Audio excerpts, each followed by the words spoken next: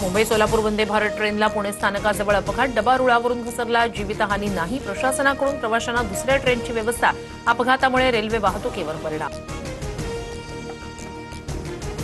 बीएमसीच्या के पूर्वचा ward अधिकारी विक्रोळी पोलिसांच्या अटकेत, लग्नाचा आमिष दाखवून तरुणीवर वारंवार अत्याचार केल्याचा नितीन शुक्लावर आरोप, उद्या कोर्टात हजर करणार.